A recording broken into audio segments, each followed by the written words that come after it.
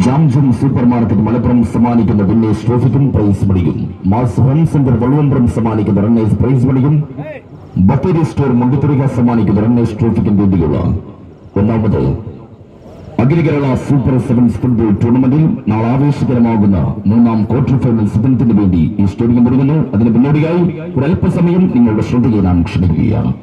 സ്റ്റേഡിയത്തിൽ കളിയല്ല, ഒരു തീക്കളിയാണ്.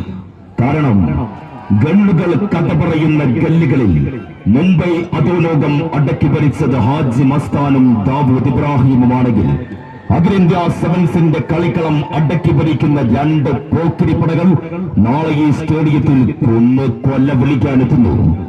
തന്ത്രങ്ങളുടെ കടുകൻ കണ്ണുകളുമായി പറങ്കികളെ തുരത്തി ആയുധ സേനാധിപന്മാരുടെ പോരാട്ടത്തിന്റെ ബഹിർമുഖം മുടക്കിയ മണ്ണിൽ നിന്ന് ഇടനെഞ്ചിൽ പതിഞ്ഞ പന്തിന് ഇടം വലം കാലുകൊണ്ട് കാഞ്ചി വലിച്ചു കാലിൽ വരിഞ്ഞു കെട്ടിയ ബൂട്ടായുധങ്ങളിൽ വെളിയം തീർക്കാൻ ഐ ലീഗ് സർച്ചിൽ ബ്രദേഴ്സിന്റെ വാഹിദ് നൈജീരിയൻ താരം ജോയും എൻട്രിയും പടനയിക്കുന്ന ലിയോസ്റ്റിൻ മുണ്ടിത്തൊടിക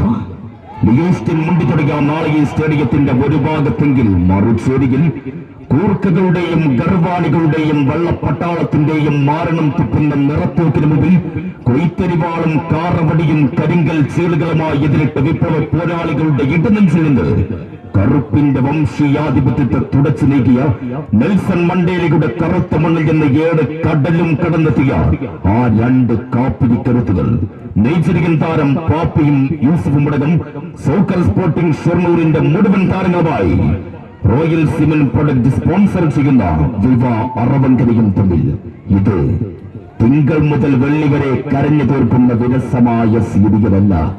പുലിമുരുകന്റെയോ ഗ്രേറ്റ് ഫാദറിന്റെയോ എഴുതി തയ്യാറാക്കപ്പെട്ട തിരക്കഥയല്ല. നാളെ 60 മിനിറ്റ് 3600 സെക്കൻഡ്. ഒരുപക്ഷെ കാണികൾ ശ്വാസം വിടാൻ വരെ മറന്നേക്കാം.